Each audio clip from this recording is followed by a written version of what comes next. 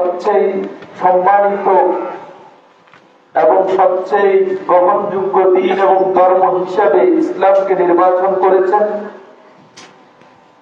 যে ইসলামের অনুশীলনের মাধ্যমে পার্থিব জগতে ইহকালের মানুষ শান্তি পাবে এবং পরকালের জীবনে মুক্তি পাবে।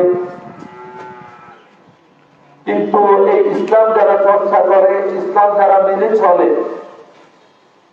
তাদেরকে আমরা মুসলিম বলি।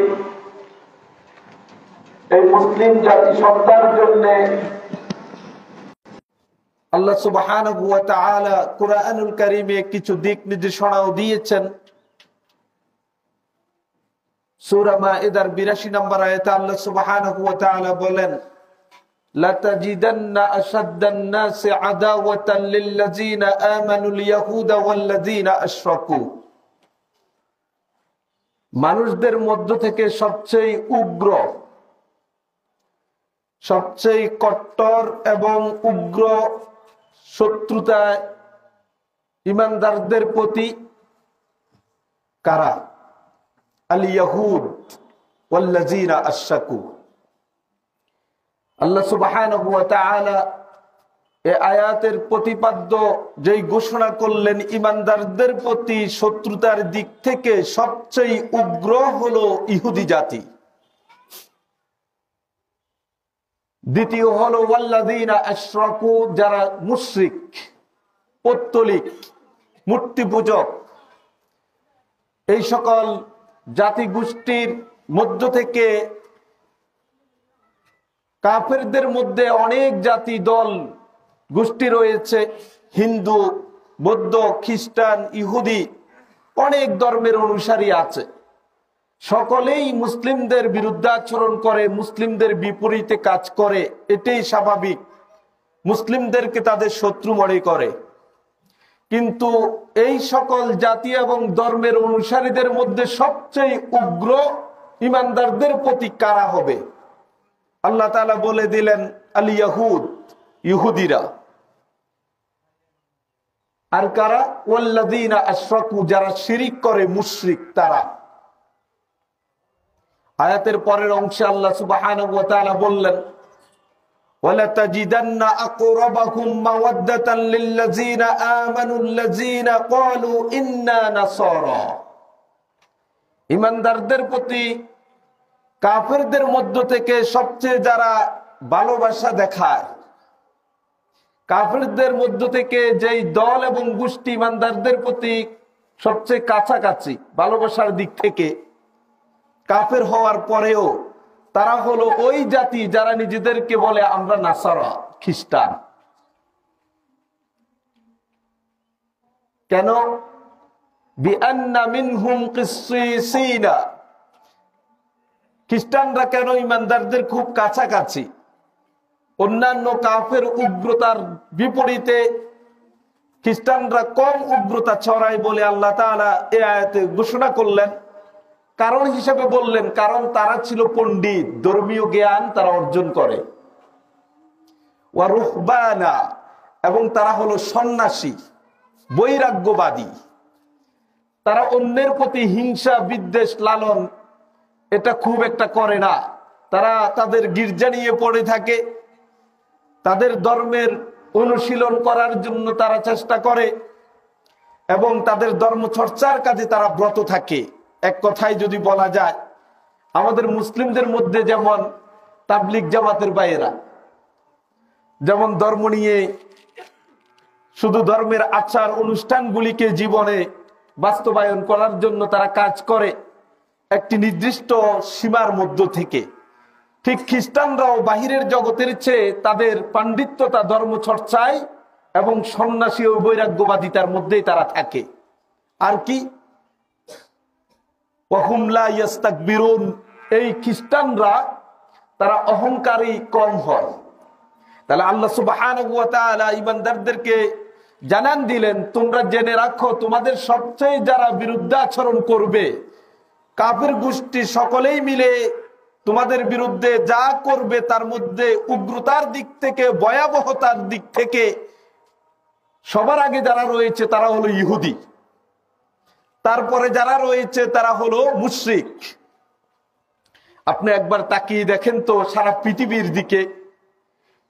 দিকে দিকে যারা নির্যাতিত, নিষ্পেষিত, বঞ্চনা লাঞ্ছনা অধিকার হারা, যাদের রোনাজারি আহাজারিতে আকাশ বাতাস বাড়ি হয়ে ওঠে, সেই জাতিসত্তার নাম হলো মুসলিম। সেই মুসলিমদের নির্যাতনের ইতিহাস অনেকবার আপনাদের সামনে তুলে ধরার চেষ্টা করেছি। আপনি যদি ফিলিস্তিনের দিকে তাকান, সেখানে যারা নির্যাতন ভোগ করছে তারাই হলো মুসলিম। কারা তাদেরকে নির্যাতন করছে? তারা হলো ইহুদি।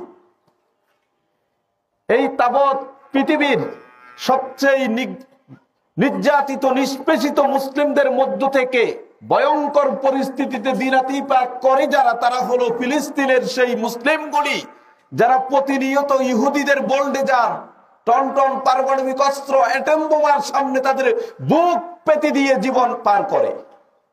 ইহুদিরা এতটাই নৃশংস, জিগাংশু।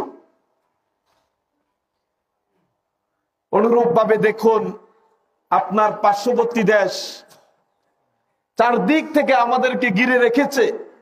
পত্রপত্রিকার নিউজ থেকে আমরা যতটুকু দেখি, তাদের যত ক্ষেপণাস্ত্র, বোমা, সবকিছু নাকি চারদিক থেকে এখন তাক করে রেখেছে এদিকে। তাদের ভূখণ্ডে সবচেয়ে বেশি যারা নির্যাতিত এবং নিষ্পেষণের শিকার হয়, সে জাতিসত্তার নাম হলো মুসলিম।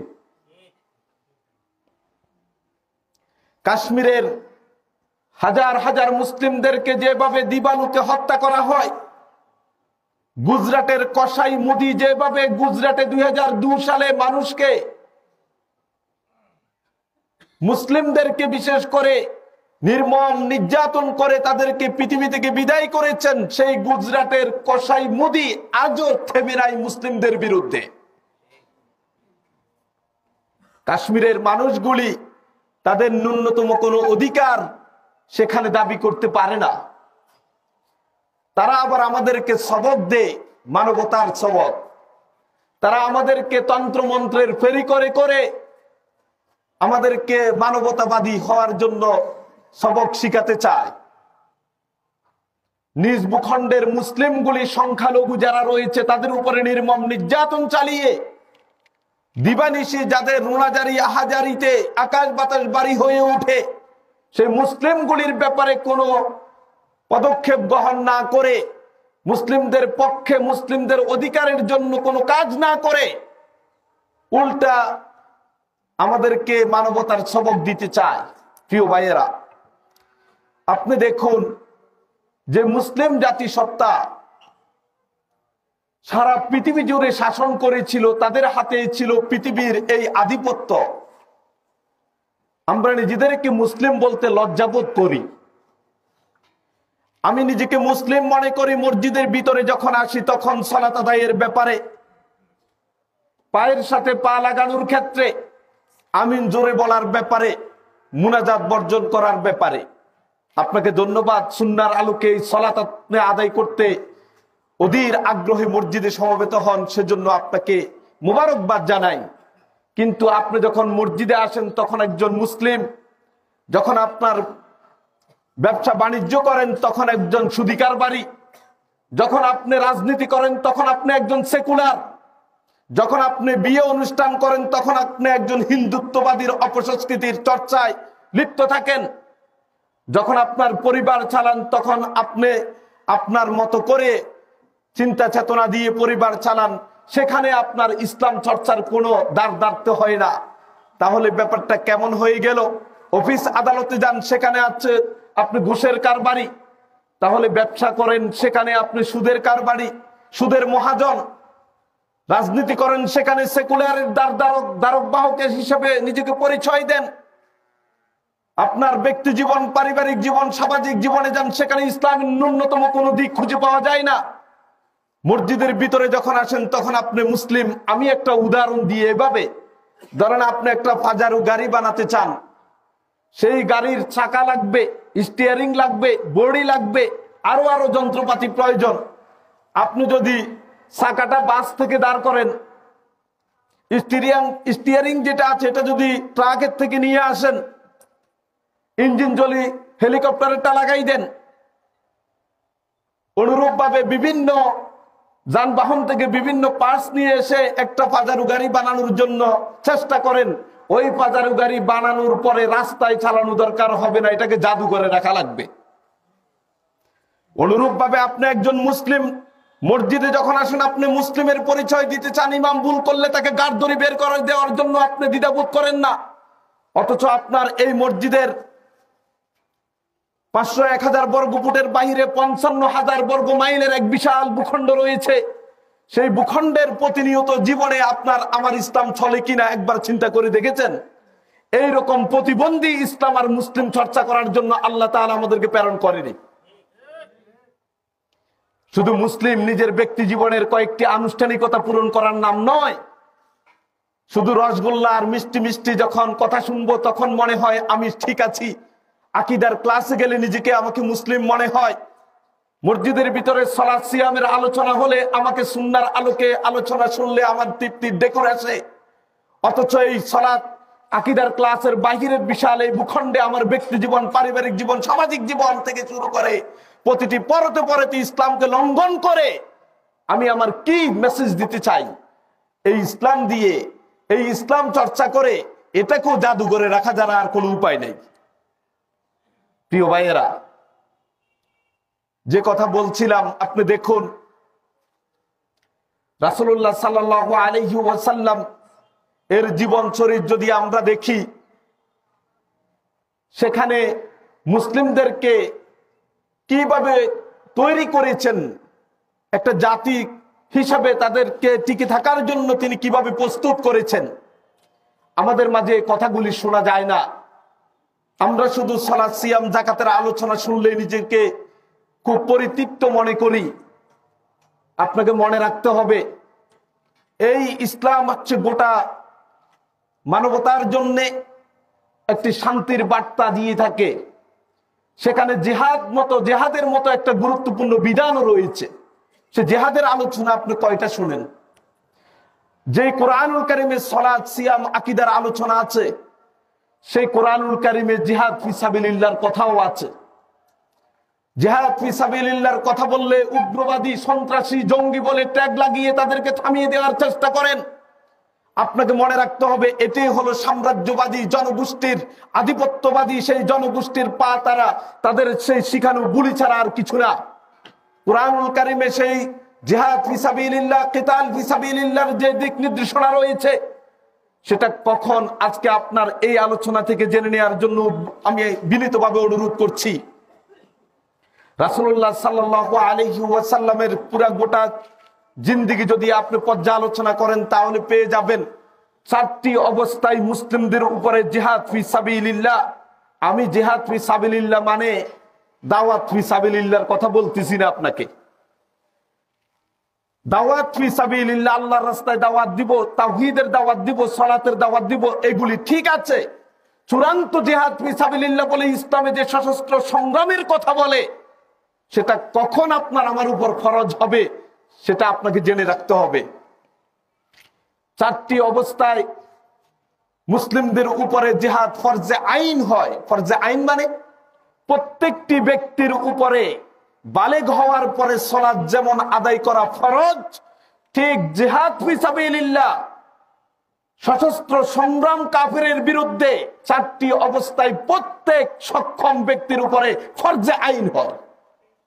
তার 1 নাম্বার হলো ইজা হাজামাল কুফফারু ওয়াল আ'দাউ আলাল মুসলিমিনা আও বিলাদিহিম। ভালো করে মনে রাখবেন, যখন কাফের গোষ্ঠী অথবা শত্রু দল কোন মুসলিমদের উপরে আক্রমণ করে অথবা মুসলিম ভূখণ্ডে আক্রমণ করে, আমি আমার নিজের কথা বলছি না, রাসূলুল্লাহ সাল্লাল্লাহু আলাইহি ওয়াসাল্লামের জীবন থেকে শুরু করে আজকের এই দিন পর্যন্ত তাবৎ ইসলামিক স্কলার একমত 4 অবস্থায় মুসলিমদের উপরে জিহাদ সশস্ত্র সংগ্রাম ফরজে আইন হয়। তার 1 নাম্বার হলো যখন কাফের অথবা শত্রু দল মুসলিমদের উপরে আক্রমণ করে অথবা মুসলিম দেশের উপরে আক্রমণ করে, তখন প্রত্যেক নাগরিকের উপরে, মুসলিমের উপরে জিহাদ ফরজে আইন হয়ে যায়। আপনাকে এটা থেকে পিছপা হওয়ার কোনো সুযোগ নাই, জিহাদ করতেই হবে। আপনি সেখানে অজুহাত দেওয়ার কোনো সুযোগ আল্লাহ তাআলা আপনাকে দেয় নাই। 2 নাম্বার, ইজাস্তানফারাল ইমাম, যখন রাষ্ট্রপ্রধান আপনাকে শত্রু মোকাবেলার জন্য বের হতে ঘোষণা দিবে যে শত্রু মোকাবেলার জন্য তোমাদের সকলকে বের হয়ে পড়া উচিত, আমার যেই বাহিনী আছে এরা এককভাবে সক্ষম না, রাষ্ট্রপ্রধান থেকে যখন ঘোষণা আসবে তখন প্রত্যেক নাগরিকের উপরে জিহাদ ফিসাবিলিল্লাহ করা ফরজে আইন। তৃতীয়ত, যখন জিহাদ ফিসাবিলিল্লাহ ফরজে আইন হয়,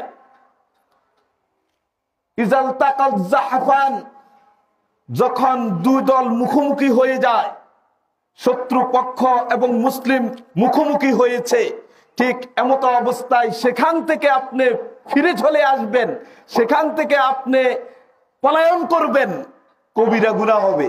সালাত ছেড়ে দিলে যেমন কবিরা গুনাহ হয়, ঠিক শত্রু দলের মুখোমুখি হওয়ার পরে ওই জায়গা থেকে যুদ্ধ না করে ফেরত আসা, এটা আরেকটি ভয়ঙ্কর কবিরা গুনাহ।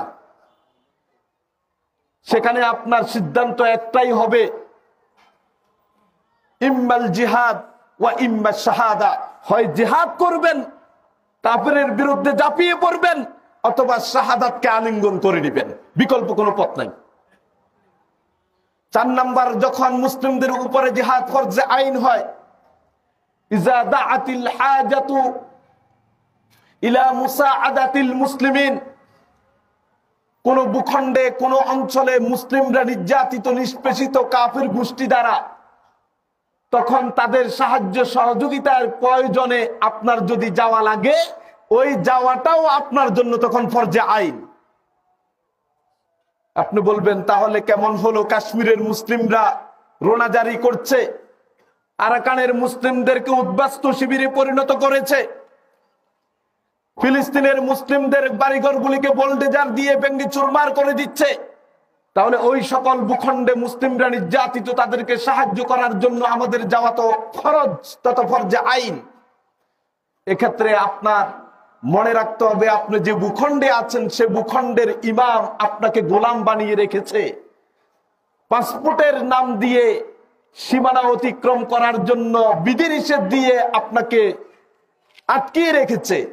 যতক্ষণ তিনি এই উদ্যোগ গ্রহণ না করছেন রাষ্ট্রপ্রধান, ততক্ষণ পর্যন্ত আপনি যেতে পারছেন না। হয় তিনি এই উদ্যোগ গ্রহণ করবেন, মুসলিমদের সহযোগিতায় তার দেশ থেকে সেনাবাহিনী প্রেরণ করবেন, যদি তা না হয় আপনাকে যাওয়ার অনুমতি দিবেন, সেটা যদি না হয় টোটাল দায়ভার কিয়ামতের মাঠে তাকে নেওয়া লাগবে। কথা বুঝাতে পারছি? টোটাল ক্লিয়ার কথা। আপনি আমাকে জঙ্গি মনে করেন আর সন্ত্রাসী মনে করেন, এটাই ইসলাম।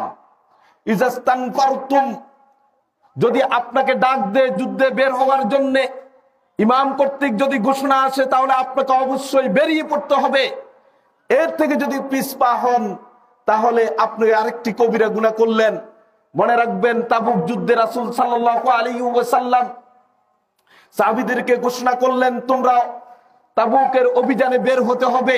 3 জন সাহাবী তারা অজুহাত দেখিয়ে যুদ্ধে অংশগ্রহণ না করে পিছনে ছিলেন। তার মধ্যে একজন হলো উমাইয়া ইবনু হিলাল, মুররা ইবনু রবিআ, কাব ইবনু মালিক। এই 3 জন অজুহাত দেখিয়ে যুদ্ধে না গিয়ে বিরত থাকার কারণে কোরআনের আয়াত নাজিল হয়ে গেছে 3 জনের ব্যাপারে। দিনের পর দিন, মাসের পর মাস তাদের সাথে সাহাবীরা কথা বলা বন্ধ করে দিয়েছে। হাত্তা দাকাতিল আরদু বিমা রাহুবাত, তাদের ব্যাপারে পরিস্থিতি এত ভয়ঙ্কর হয়েছে, যুদ্ধে কেন গেল না, ইমামের ঘোষণাকে কেন প্রত্যাখ্যান করলো। তারা বলছেন যে এই জমিন প্রশস্ত হওয়ার পরেও আমাদের জীবনটা সংকীর্ণ হয়ে গিয়েছে, কেউ কথা বলে না আমাদের সাথে। প্রিয় ভাইয়েরা, সুতরাং আপনি বুঝতে পেরেছেন যেভাবে চারদিক থেকে তাক করে আছে, যদি প্রয়োজন হয় শত্রু কর্তৃক যদি মুসলিম অধ্যুষিত ভূখণ্ড আক্রান্ত হয়, আবাল বিদ্যা বনিতার কোনো অনুমতির প্রয়োজন নেই, সকলেই সেই যুদ্ধে ঝাঁপিয়ে পড়া ফরজে আইন হয়ে যাবে। আপনাকে দুর্বল মনে করার কোনো সুযোগ নেই। আমরা খালিদ বিন ওয়ালিদের উত্তরসূরি, হাজ্জাজ বিন ইউসুফের উত্তরসূরি, ওমর ইবনুল খাত্তাব রাদিয়াল্লাহু তাআলা আনহুর উত্তরসূরি। ইসলাম চর্চার দিক থেকে আমাদের দুর্বলতা থাকতে পারে, কিন্তু মুসলিমদের রক্ষায় এবং হেফাজতে মুসলিম ভূখণ্ডে যখন আক্রান্ত হবে, তখন এই মুসলিম জনতা বসে থাকতে পারে না। সম্মানিত দ্বীনি ভাইয়েরা, রাসূলুল্লাহ সাল্লাল্লাহু আলাইহি ওয়াসাল্লাম এর জীবদ্দশায় মদিনার ইহুদি জাতি বানু কাইনুকা একজন মুসলিম নারীকে বিবস্ত্র করেছে, মুসলিম নারীকে উলঙ্গ করেছে। এই সংবাদ একজন মুসলিম যখন পেল, সে এটাকে প্রতিবাদ করতে এগিয়ে আসলো। ফলশ্রুতিতে ইহুদি জাতি, বানু কাইনুকার ইহুদি গোষ্ঠী সবাই মিলে ওই মুসলিম বাইটাকে হত্যা করেছে। এই সংবাদ শোনার সাথে সাথে রাসূলুল্লাহ সাল্লাল্লাহু আলাইহি ওয়াসাল্লাম তার বাহিনী নিয়ে বানু কাইনুকাকে ঘেরাও করে 15 দিন অবরুদ্ধ করে রেখেছে। বলছে, হয় তুমি সারেন্ডার করবা, না হয় তোমাদেরকে সমূলে পৃথিবী থেকে বিদায় করে দেওয়া হবে। শুধুমাত্র একজন মুসলিমকে হত্যা করেছে, একজন মুসলিম। আপনার হৃদয়ে রক্তক্ষরণ হয় না কেন? সেই সাইফুল ইসলাম আলিফের মতো একজন সাধারণ মানুষকে, আইনজীবী, তার সহজ সরল জীবনযাপন করে তাকে প্রকাশ্যে দিবালোকে জবাই করে হত্যা করা হয়েছে। সেখানে মুসলিমদের কলিজায় এখনো রক্তক্ষরণ হয় না। আমরা ধৈর্য ধরে আছি, ধৈর্যের নজরানা পেশ করছি। যদি প্রয়োজন হয়, ডাক আসে, সেখানে আমরা পিছপা হব না ইনশাআল্লাহ।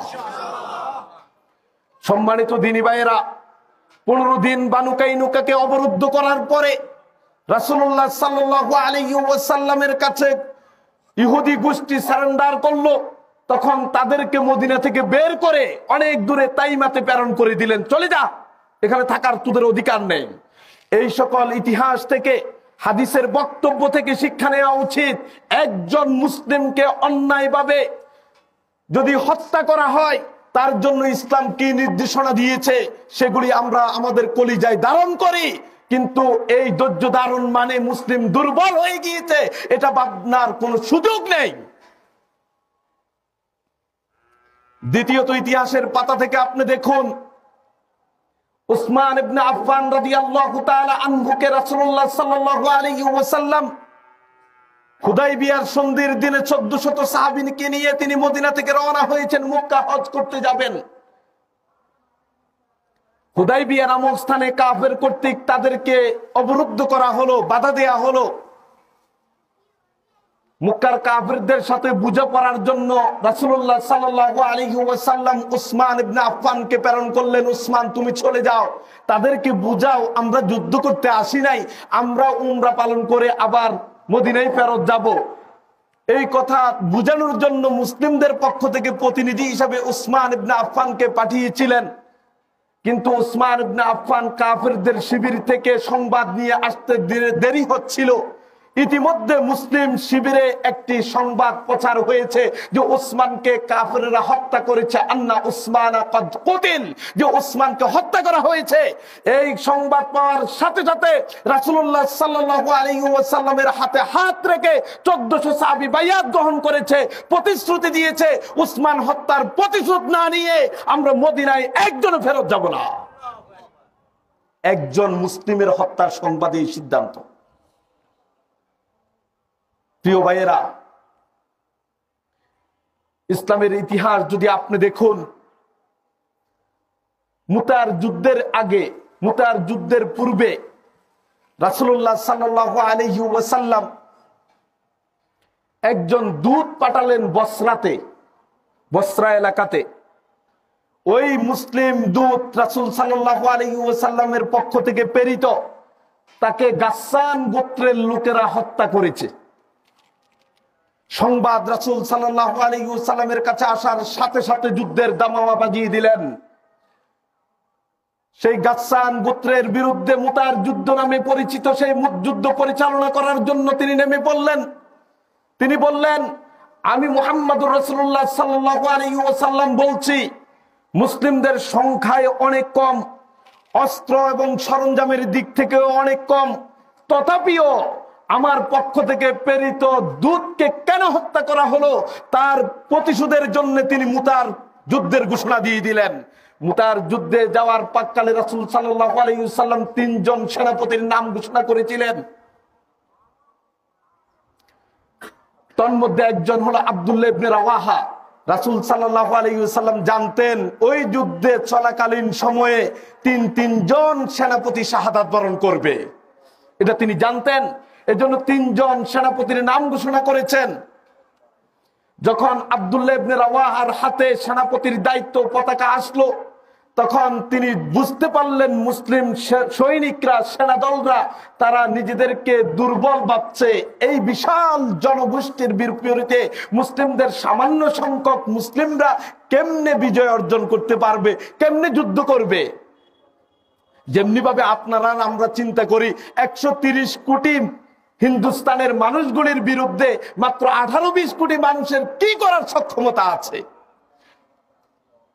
তখন আব্দুল্লাহ ইবনে রাওয়াহা এক ঐতিহাসিক ভাষণ দিয়েছেন সৈনিক দলকে লক্ষ্য করে, ইয়া কওমি ইন্নাল্লাতী তাকরাহুনা লিল্লাতী আনতুম খারাজতুম তাতলুবুনা আশ-শাহাদা।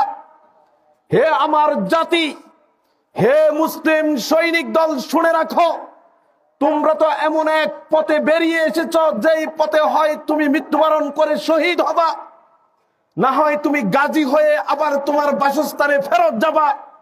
এই তামান্না নিয়ে তুমি এসেছ, সুতরাং তুমি এখন কেন এই শাহাদাতকে অপছন্দ করছো? সেই শাহাদাতের তামান্নাকে কেন তুমি ভুলে যাচ্ছ?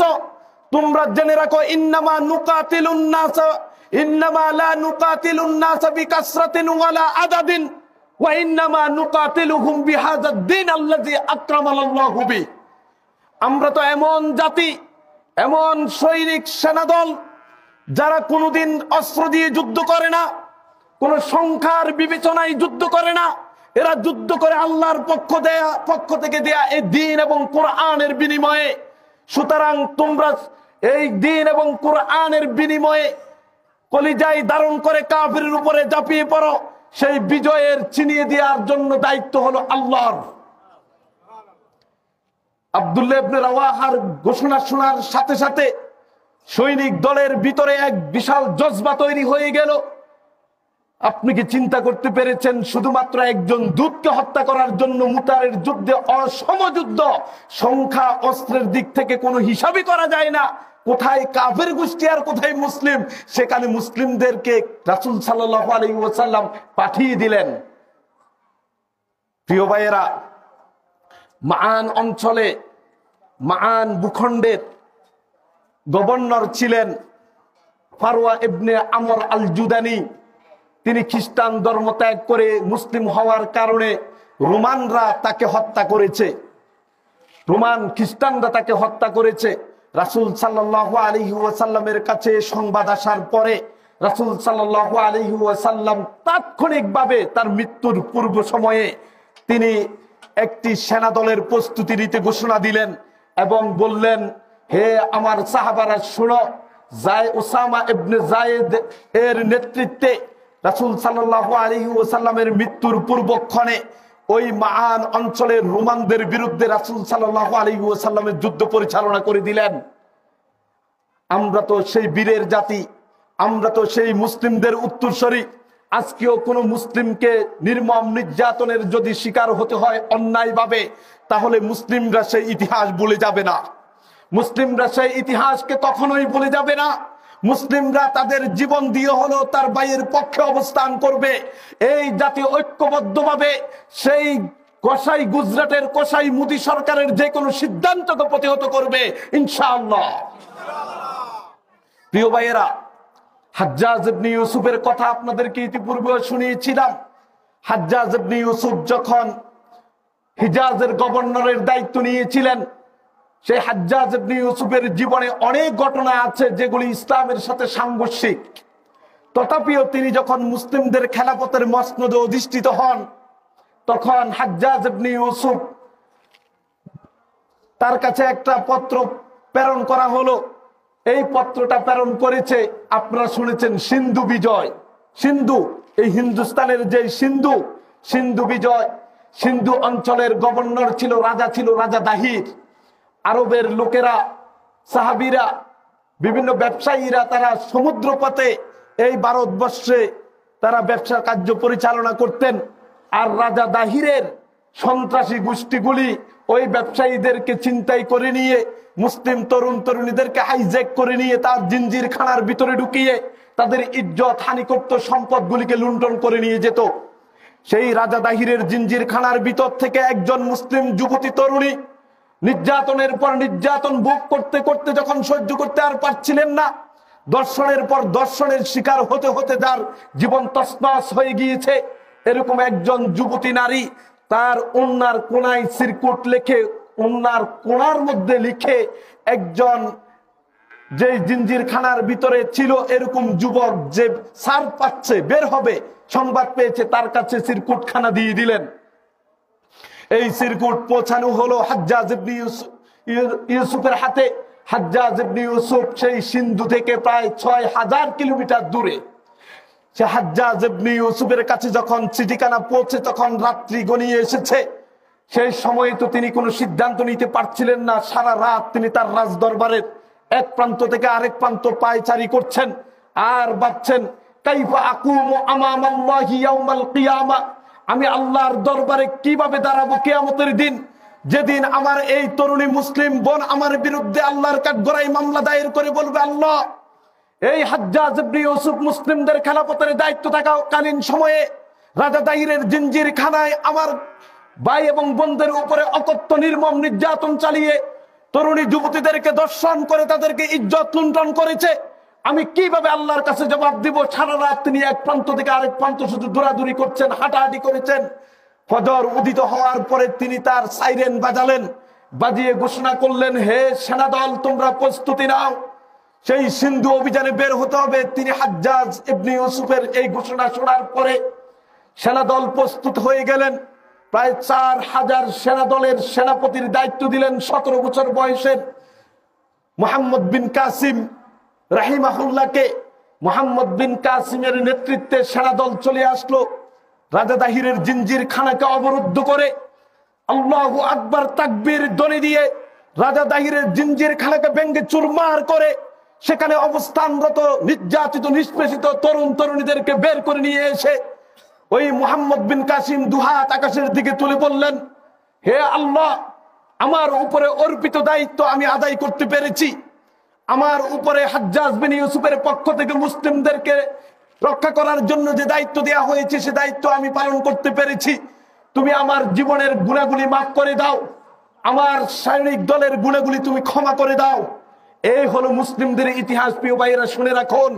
সুতরাং এই ভূখণ্ডের ৯০ ভাগ মুসলিমের এই দেশে কোন অমুসলিম বা কোন কেউ যদি অসৎ উদ্দেশ্য নিয়ে অন্যায়ভাবে কোন মুসলিমদের উপরে ঝাঁপিয়ে পড়ে তাদের এজেন্ডা বাস্তবায়ন করতে চায়, এই মুসলিম জনসংখ্যা কখনো থেমে থাকবে না। তারা তাদের কলিজায় ধারণ করা ইমানি জজবা নিয়ে সেই সকল অপসিদ্ধান্তগুলি ষড়যন্ত্রগুলিকে রুখে দিবে ইনশাআল্লাহু তাআলা। প্রিয় ভাইয়েরা, আপনি চিন্তা করতে পারবেন না এই স্বাধীনতার পর থেকে অদ্যবধি পর্যন্ত সাম্প্রদায়িক সম্প্রীতির যে নজরানা এই দেশে রয়েছে, যারা আমাদেরকে তন্ত্রমন্ত্রের ফেরি করে করে মানবতার সবক দিতে চায়, তাদের ভূখণ্ডে আজকের যে ৬ তারিখ ডিসেম্বরের এই তারিখে ভারতবর্ষের সবচেয়ে বড় মুসলিমদের মসজিদ বাবরি মসজিদকে ভেঙ্গে গুড়িয়ে দিয়ে মন্দির তৈরি করেছে। সেই কথা ১৯৯২ সালের ৬ ডিসেম্বরের ইতিহাস আমরা ভুলে যাই নাই, মুসলিম প্রজন্ম কখনো ভুলে যাবে না।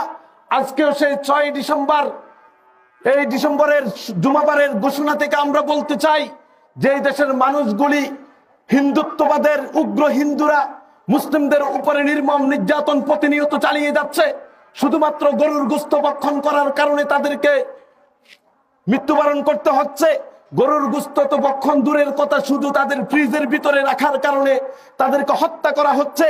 ওই দেশের মানুষগুলি যেখানে মুসলিমদের মসজিদকে ঘুরিয়ে দিয়ে মন্দির তৈরি করছে, এখন আবার আমরা বলতে শুনি বাংলাদেশের বাইতুল মুকাররমকে তাদের মন্দির কারা ছিল। এইরকম করে ষড়যন্ত্রের পর ষড়যন্ত্র আসছে। আমরা মুসলিম ভাইদের কাছে বিনীতভাবে অনুরোধ করব, আমরা ধৈর্য ধারণ করছি। যখনই প্রয়োজন হবে, যখনই ডাক আসবে, এই দেশ এবং মুসলিমদের সাথে আপনাকে ঐক্যবদ্ধভাবে ঝাঁপিয়ে পড়তে হবে। প্রিয় ভাইয়েরা, আপনাকে মনে রাখতে হবে এই ভূখণ্ডে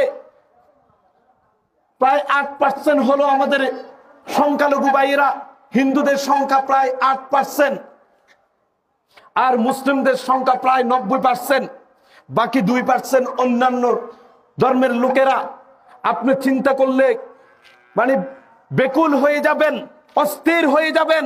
এই 8% হিন্দু ভাইদের এই দেশে বসবাস করাকালীন সময়ে বাংলাদেশের সরকারি চাকরির সবচেয়ে উচ্চপদস্থ যতগুলি পদ আছে সবগুলি পদে 35% চাকরি তারা বুক করে।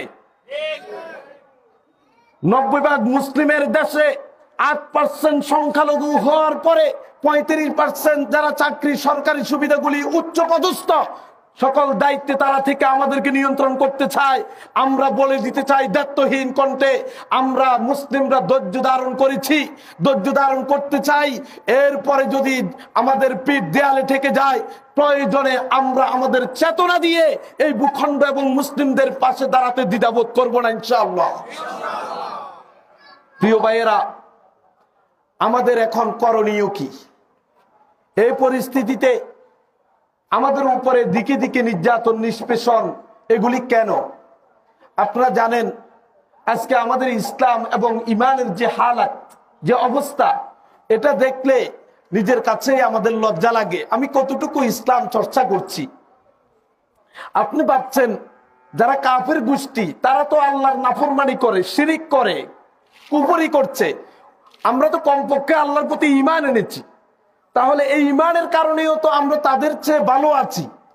আল্লাহর কাছে তো আমরা তাদের চেয়ে মর্যাদাবান, কারণ ওই সকল কাফের গোষ্ঠী মুশরিকগুলি তো আল্লাহর প্রতি ঈমানে আনে নাই। তাহলে ঈমানের কারণে হলেও তো আমরা এই পৃথিবীতে শান্তিতে থাকার কথা। আপনি এটা ভাবছেন, তাই না? আপনি মনে রাখবেন, এই পৃথিবীতে কাফের গোষ্ঠীগুলি যেভাবে আপনার আমার উপরে ঐক্যবদ্ধ হয়ে তারা সিদ্ধান্ত নিয়ে ঝাঁপিয়ে পড়ার জন্য কাজ করছে, মুসলিম যেখানে আছে সেখানে তারা নির্মম নির্যাতনের জন্য চেষ্টা করছে। আপনি কি একবার চিন্তা করেছেন একজন হিন্দুকে যদি আপনি এভাবে প্রকাশ্যে দিবালোকে আদালত প্রাঙ্গণে যদি হত্যা করতেন, সারা পৃথিবীতে মুসলিমদেরকে জ্বালিয়ে দিত? অথচ আমাদের মুসলিম ভাই নিরপরাধ সহজ অবলা এই মুসলিমকে হত্যা করেছে। আমরা ধৈর্যের উপরে রয়েছি। আল্লাহ রাব্বুল আলামিনের ওই ঘোষণার আলোকে আমরা চলতে চাই। সূরা আনফালের 66 নম্বর আয়াতে আল্লাহ তাআলা বললেন, আতিউল্লাহ ওয়া রাসূলাহ, আল্লাহ আল্লাহ রাসূলের আনুগত্য করো। ওয়ালা তানাজাউ, বিবাদে তোমরা যুক্ত হইও না, ঝগড়া বিবাদে তোমরা জড়িয়ে পড়ো না। যদি ঝগড়া বিবাদে নিজেদের মধ্যে আত্মকলহে তোমরা জড়িয়ে পড়ো, তাহলে ফাতাফশালু, তোমরা ব্যর্থ হয়ে যাবা। ওয়াতাযহাবা রিহুকুম, তোমাদের শক্তি চলে যাবে। ওয়াসবিরু, ধৈর্য ধারণ করো। ইন্নাল্লাহা মা'আস সাবিরিন, আল্লাহ তাআলা ধৈর্যশীলদের সাথে রয়েছেন। প্রিয় ভাইরা, আল্লাহ তাআলা কুরআনুল কারীমে ঘোষণা করছেন সূরা আল ইমরানের 105 নম্বর আয়াতে, ওয়ালা তাকুনু কাল্লাযিনা তাফাররাকু ওয়াখতালাফু মিন বা'দি মা জাআহুমুল বায়িনাত, তোমরা ওই সকল জাতির মতো হইও না, ইহুদি নাসারা খ্রিস্টানদের মতো হয়ে যেও না, যে ইহুদি খ্রিস্টানরা তাদের কাছে সুস্পষ্ট নির্দেশনা আসার পরেও তারা নিজেরা নিজেদের আভ্যন্তরীণ কলহ, দ্বন্দ্ব, বিবাদে, মতানৈক্যে, বিভেদের মধ্যে যারা দলাদলিতে যুক্ত হয়ে গিয়েছে, এরকম জাতি তোমরা হইও না। আমরা আমাদের মুসলিমদের স্বার্থে নিজেদের মধ্যে দল মতের ভিন্নতা থাকতে পারে, আদর্শের ভিন্নতা থাকতে পারে, কিন্তু মুসলিম পরিচয়ে যখন ডাক আসবে সেখানে আমরা কোনো দ্বিধা না করে ওই মুসলিমের পক্ষে দাঁড়াবো, ইনশাআল্লাহ তাআলা। প্রিয় ভাইয়েরা, আমাদের এই পরিস্থিতিতে করণীয় কি? আমাদের এই পরিস্থিতি হলো কেন? একবার কি চিন্তা করেছেন? কাফেররা তো ঐক্যবদ্ধভাবে আমাদের উপরে আছেই, তারা থাকবেই। এটা আল্লাহর ঘোষণা, রাসূল সাল্লাল্লাহু আলাইহি ওয়াসাল্লামের ঘোষণা। আর আমরা এটাকে মোকাবেলা করতে হবে আমাদের ঈমান দিয়ে। কাফেররা দুনিয়ায় তাদের সবকিছু, ভোগ বিলাসিতা, তাদের অস্ত্র সরঞ্জামাদি যা আছে সব তাদের দুনিয়ায়। আখিরাতে তাদের জন্য কোনো কিছু অবশিষ্ট নাই। আপনাকে আমাকে আল্লাহ তাআলা পরীক্ষা করে, যাচাই বাছাই করে, একেবারে কষ্টি পাথরে ঘষে ঈমানটাকে সর্বোচ্চ লেভেলে নিয়ে যেতে চান। কারণ আপনার জন্য রয়েছে পরকালীন জীবনে অনন্ত অসীম কালের সেই সুখময় জান্নাত। সুবহানাল্লাহি বিহামদি। প্রিয় ভাইয়েরা, চলুন রাসূলুল্লাহ সাল্লাল্লাহু আলাইহি ওয়াসাল্লাম এর সাহাবী আবু মাসউদ আল বাদারি রাদিয়াল্লাহু তাআলা আনহু তিনি বলেন, হাদিসটি বর্ণিত হয়েছে 22,361 নম্বর হাদিস মুসনাদে আহমদে, যে দাখালনা মা'আন নবী সাল্লাল্লাহু আলাইহি ওয়াসাল্লাম, আমরা একবার রাসূল সাল্লাল্লাহু আলাইহি ওয়াসাল্লামের সাথে একটা ঘরের ভিতরে প্রবেশ করেছি।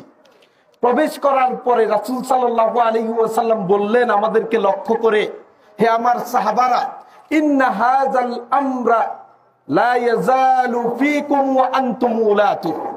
সাহাবীরা, এই যে দেখছো মদিনার ইসলামী রাষ্ট্রের দায়িত্ব আমি মুহাম্মদ সাল্লাল্লাহু আলাইহি ওয়াসাল্লামের হাতে, ইসলামী সাম্রাজ্য আমি মুহাম্মদ সাল্লাল্লাহু আলাইহি ওয়াসাল্লাম পরিচালনা করছি কোরআন এবং সুন্নাহর আলোকে।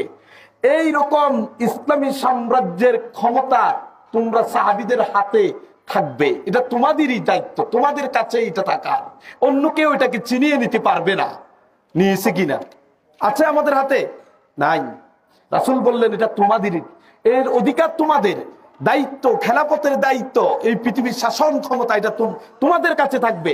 তবে শর্ত হলো মা লাম তুহদিসু আমালা, যতক্ষণ পর্যন্ত তোমরা তোমাদের আমলের মধ্যে, তোমাদের আমলি জিন্দেগিতে কোনো পরিবর্তন না করবা, কোরআন এবং সুন্নাহর বিপরীতে কোনো আমল না করবা, বেদাত না করবা, শিরকের সাথে যুক্ত না হবা এবং মানব রচিত বিধান দিয়ে তোমার জীবন পরিচালনা না করবা, ততক্ষণ পর্যন্ত জমিনের দায়িত্ব তোমাদের কাছে থাকবে।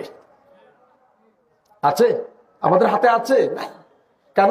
আমরা আমাদের মতো, বললাম একটু আগে, মসজিদে আসতে ইসলাম, মসজিদের বাইরে গেলে ব্যবসা বাণিজ্য একরকম, সংস্কৃতিতে আরেক রকম, সুদি কারবার, ঘুষ, অপসংস্কৃতি, সবকিছু দিয়ে কেমনে আপনি সহি আকীদা বলে গর্ববোধ করেন? আমি অনেক ভাইয়ের কথা জানি, আমার পরিচিত, সহি আকীদা মসজিদে পায়ে পায়ে না লাগালে ঝগড়া করি, সেই ভালোবাসার কারণে করেন রাসূলুল্লাহ সুন্নাহ।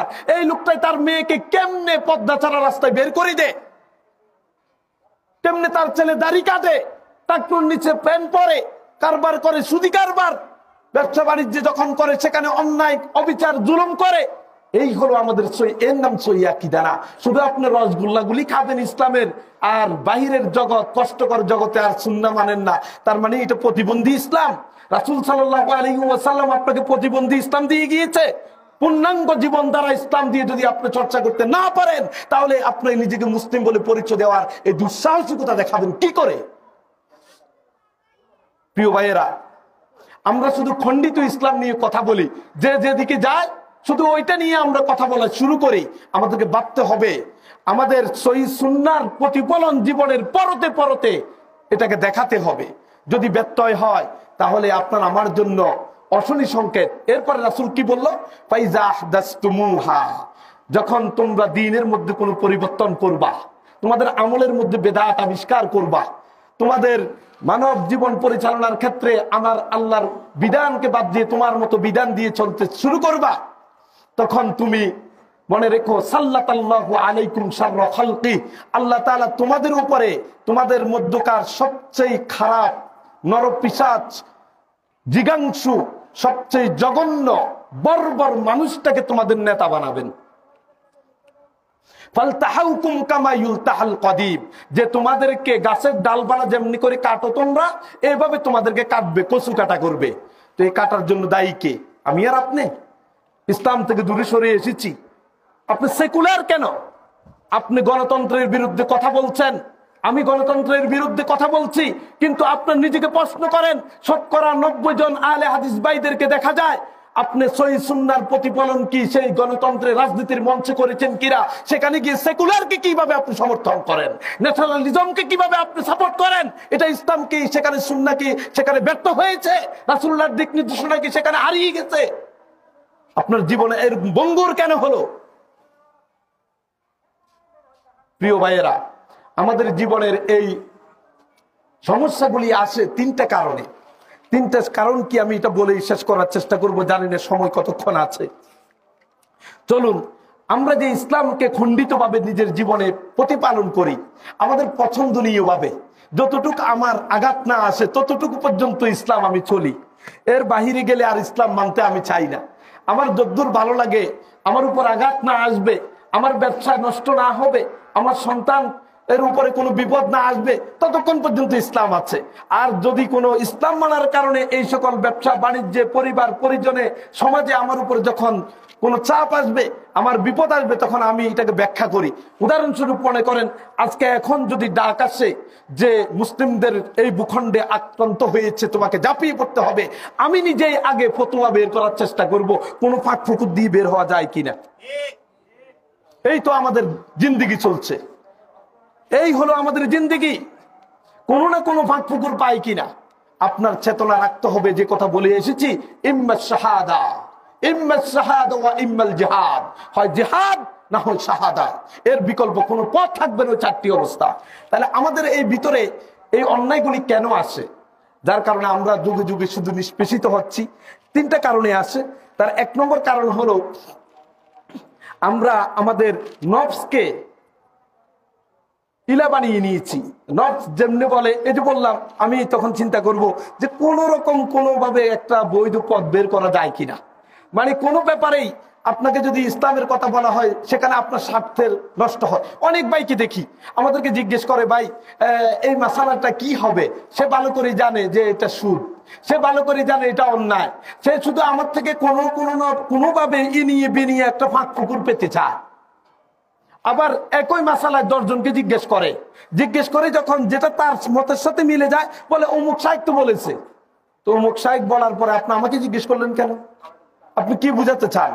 আপনি বুঝাতে চান ফাঁক ফুকুর পাইলে হারামটা কেমনে চর্চা করা যায়, তাই না? নিজেকে একবার প্রশ্ন করেন।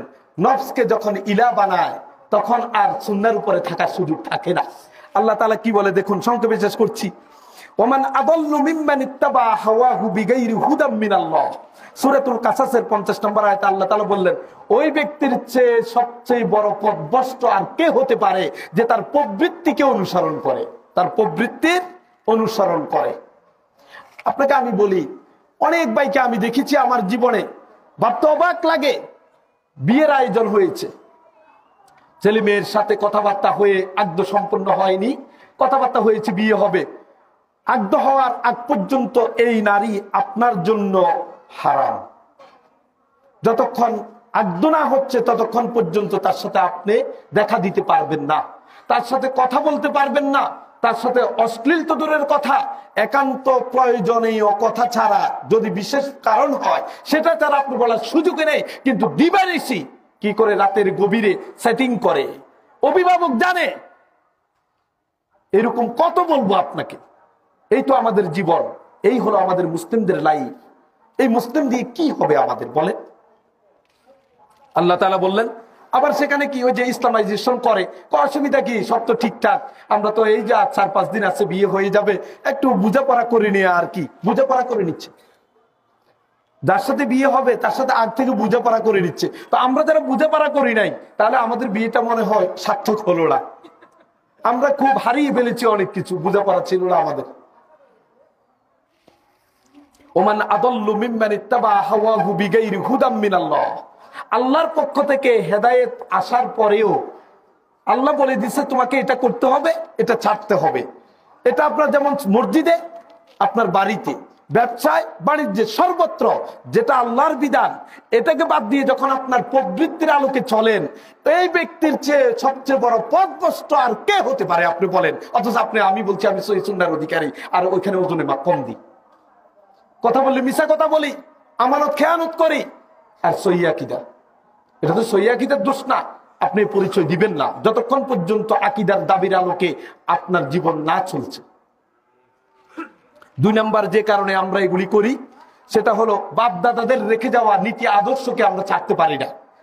কথা বললেই ইসলাম কি বলছে সেটার আগে যে কেমনে যে এটা করি, আমার বাপ কি বলবে, মা কি বলবে, আমার দাদা কি বলবে, আমরাও ভুক্তভোগী এইরকম অনেক কিছুতে। কিন্তু আপনি অটল থাকতে হবে আল্লাহর আদেশের উপরে, রাসূলের আদেশের উপরে।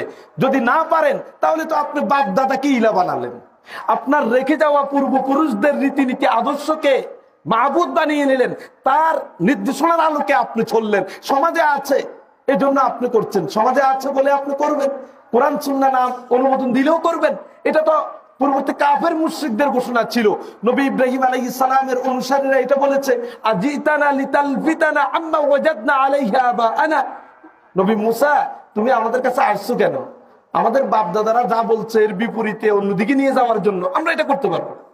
ইব্রাহিম আলাইহিস সালামের জাতীয় একই কথা বলছে, ওয়াজাদনা আবাআনা লাহা আবিদিন, আমাদের বাপ দাদাদেরকে পেয়েছি ওই সকল দেবদেবী মূর্তি পূজকেদের ইবাদত করে, তাহলে তুমি কেন আরেকটা বলো? এরকম আমরাও সমাজে দেখি, আমাদের ভাইদেরকে যখন বুঝাতে চাই, বলতে চাই, বলে যে আসলে সমাজে যে রসম রেওয়াজ নীতি আদর্শ এর বাইরে আসাটা অনেক কষ্ট হয়ে যাচ্ছে। আপনি যদি আল্লাহ এবং আল্লাহ রাসূলকে ভালোবাসেন তাহলে অবশ্যই এটার উপরে থাকতে হবে। 3 নম্বর আরেকটা কারণে আমাদের এই সকল অন্যায় অপরাধগুলি সুন্নাহর বাহিরের কাজগুলি হয়, সেটা হলো অধিকাংশের মতামতের ভিত্তিতে আমরা কাজ করি।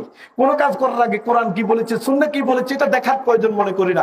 অধিকাংশ গণতন্ত্র, অধিকাংশ বলেছে বাস আল্লাহর বিধানের উপরে ছুরি চালাও, তোমার মতটাকে এখানে বসে দাও। ওই 300 জন সংসদে বসে আল্লাহর বিধানের উপরে আইন রচনা করে, এর চেয়ে ভয়ঙ্কর আসমানের নিচে জমিনের উপরে আল্লাহর বিরুদ্ধে আচরণ আর কি হতে পারে? একবার চিন্তা করে। যে কোনো ক্ষেত্রে আমাদের কোন মাজলিসে বসলো বলে আপনারা কি বলেন, বলে আপনি কি বলেন, আপনি কি বলেন, বলতে বলতে যদি অধিকাংশ একটা কয়, যদি এটা কোরআন সুন্নাহর বিপরীতেও যায়, তো ঠিক আছে এটা আসেনি, এরকম হয়। তাহলে এই কারণেও আমরা সুন্নাহ থেকে অনেক দূরে সরে যাই, ইসলামী যে বাগদারা এর থেকে দূরে সরে যাই। আল্লাহ তাআলা বললেন ওয়া ইন তুতি আকতারা মান ফিল আরদি ইউদিল্লুকা আন সাবিলিল্লাহ, যদি মুহাম্মদ তুমি জমিনে বসবাসরত মানুষদের অধিকাংশকে অনুসরণ করো, অধিকাংশের মতের আলোকে চলো, তাহলে ইউদিল্লুকা আন সাবিলিল্লাহ, তারা তোমাকে আল্লাহর পথ থেকে পথভ্রষ্ট করে দিবে, বহু দূরের সিটকে ফেলে দিবে। সুতরাং সবকিছুর ক্ষেত্রে অধিকাংশের মতের আলোকে চলার সুযোগ ইসলামে দেয় নাই। তার সংক্ষেপে যেটা বললাম, আমরা অনইসলামিক কাজগুলি ইসলামিক চেতনার বাহিরের কাজগুলি 3টি কারণে করি। একটা হলো আমাদের প্রবৃত্তির অনুসরণের কারণে, দ্বিতীয় হলো আমাদের বাপদাদার রেওয়াজ রীতি আদর্শকে মেনে চলার কারণে, তৃতীয়ত হলো অধিকাংশের মতাদর্শের আলোকে চলার কারণে। যদি আপনি এই 3টা দেবতা, এই 3টা কিন্তু আপনার সামনে মূর্তি পূজার সামনে দিয়ে হেঁটে যান, আপনার খুব কষ্ট হয়, আহা মানুষ কেমনি পূজা করে, এই সুস্থ মস্তিষ্ক আছে, সুস্থ মানুষ, জ্ঞানী মানুষ, এই মূর্তি যার কোনো ক্ষমতা নেই এ কেমনে করে, আপনি বলেন না? অথচ আপনি নিজের ভিতরে আরো এরকম 3টা মূর্তি তৈরি করে রাখছেন, একটা প্রবৃত্তি, বাপদাদা, অধিকাংশ। এগুলিকে যতক্ষণ পর্যন্ত ব্যঙ্গে চুরমার করতে না পারবেন, ওই মূর্তির বিরুদ্ধে আচরণ করছেন আপনি, আপনার আমার ভিতরে লালিত 3টি মূর্তিকে যদি ব্যঙ্গে চুরমার করা না যায়, ততক্ষণ পর্যন্ত মুসলিম হওয়া গেল না, ততক্ষণ পর্যন্ত নিজেকে মুসলিম পরিচয় দেয়া গেল না। আল্লাহ তাআলার এই কথা বলেই শেষ করছি, ওমাই ইউসলিম ওয়াজহাহু ইলাল্লাহ ওয়া হুয়া মুহসিন, যে ব্যক্তি তার চেহারাকে, তার জীবন আদর্শকে সমর্পণ করে, আত্মসমর্পণ করে দেয় আল্লাহর প্রতি, ওয়া হুয়া মুহসিন, ন্যায়সঙ্গত ভাবে আল্লাহ যেমনটা বলেছে সকল ক্ষেত্রে কোনো প্রশ্ন ছাড়া তার কাছে আত্মসমর্পণ, সারেন্ডার করে দেয়, সেই আসলেই শক্তিশালী একটা রশিকে ধরে রেখেছে। সুবহানাল্লাহ বিহামদি। তাহলে আসেন, ইসলাম মানে সালাত, সিয়াম, যাকাতের মধ্যেই শুধু সীমাবদ্ধ না, আমাদের সামগ্রিক জীবনে ইসলামের প্রতিপালন করা, নীতি আদর্শের আলোকে চলা। না হলে আপনি চোখ বন্ধ করে রাতের আধারে হিসাব করবেন যে পুরা জীবনের যে ইসলাম, পুরা জিন্দেগি যে ইসলাম, সেটা সালাত, সিয়াম, যাকাত কত পার্সেন্ট, আর এটার বাহিরে আর কত পার্সেন্ট, আমি কত পার্সেন্ট মুসলিম আর কত পার্সেন্ট মুসলিম না। এখন আপনি যদি আল্লাহর কাছে যাই বলেন, আল্লাহ বললো যে তোমরা ঐক্যবদ্ধ হও, আপনি বললেন দেখেন আমাদের বংশে পূর্বপুরুষদের থেকে চলমান, এদের সাথে আমাদের শত্রুতা আছে, আমি এটা করতে পারবো না। তা আল্লাহ বলবে ঠিক আছে, যেহেতু তুমি ঐক্যবদ্ধ হতে পারলা না, নিজেদের মধ্যে ভেদাভেদ করলা, আমিও তোমাকে ভেঙ্গে চুরমার করে দিলাম, তো কি করবেন? মানে আল্লাহর কাছে একটা উদাহরণ দিলাম, সর্বত্রই আপনাকে সঁপে দিতে হবে, তাহলে আল্লাহর পক্ষ থেকে সাহায্যের আশা করা যাবে। আল্লাহ তাআলা আমাদেরকে বুঝার তৌফিক দান করুন, আমিন। সুবহানাকাল্লাহুম্মা ওয়া বিহামদিক, আশহাদু আল্লা ইলাহা ইল্লা আনতা, আস্তাগফিরুকা ওয়া আতুবু ইলাইক। আসসালামু আলাইকুম ওয়া রাহমাতুল্লাহি ওয়া বারাকাতুহু।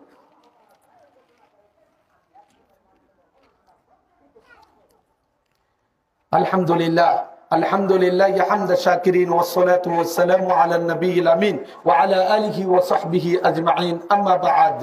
إن الله وملائكته يصلون على النبي يا أيها الذين آمنوا صلوا عليه وسلموا تسليما اللهم صل على محمد وعلى آل محمد كما صليت على إبراهيم وعلى آل إبراهيم إنك حميد مجيد اللهم ارحمنا وارحم المسلمين في كل مكان اللهم ارحمنا وارحم المسلمين في كل مكان اللهم أنزل الأمن والأمان في بلادنا اللهم أنزل الأمن والأمان في بلادنا اللهم اجعل هذا البلد بلدا إسلاميا بالرخاء والسخاء يا رب العالمين ربنا هب لنا من أزواجنا وذرياتنا قرة أعين وجعلنا للمتقين إماما ربنا هب لنا من أزواجنا وذرياتنا قرة أعين وجعلنا للمتقين إماما ربنا آتنا في الدنيا حسنة وفي الآخرة حسنة وقنا عذاب النار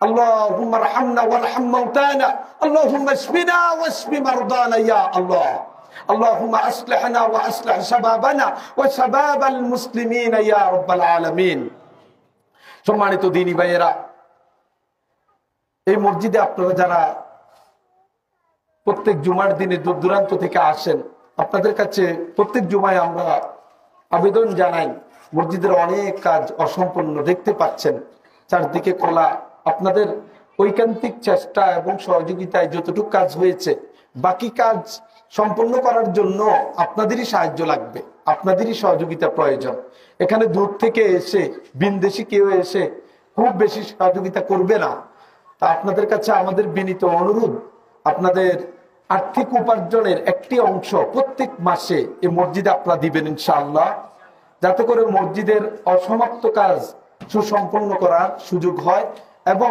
আপনি নিজে দান করবেন আপনার বন্ধু বান্ধবদেরকেও বলবেন আত্মীয় স্বজন যারা আছে তাদেরকেও বলবেন একটা সহি আকীদা সহি সুন্নাহ অনুসরণে মসজিদ আছে তোমরা সেখানে দান করো এখান থেকে দ্বীনের মেসেজ সঠিক বার্তাগুলি আপনাদের কাছে দেয়া হয় তো আপনাদের সকলের কাছে আমাদের অনুরোধ থাকবে এই মসজিদে আপনারা দান করবেন নিজেরা বন্ধু বান্ধব আত্মীয় স্বজন সকলকে উদ্বুদ্ধ করবেন রাজি আছি তো ইনশাআল্লাহ আল্লাহ তাআলা আমাদের সবাইকে কবুল করুন সকলে আমিন আমরা যারা এখানে একত্রিত হয়েছি আল্লাহ আমাদের সকলের জীবনের গুনাহ খাতাগুলিকে মাফ করে দাও আমাদের সন্তানগুলিকে দ্বীনের জন্য কবুল করে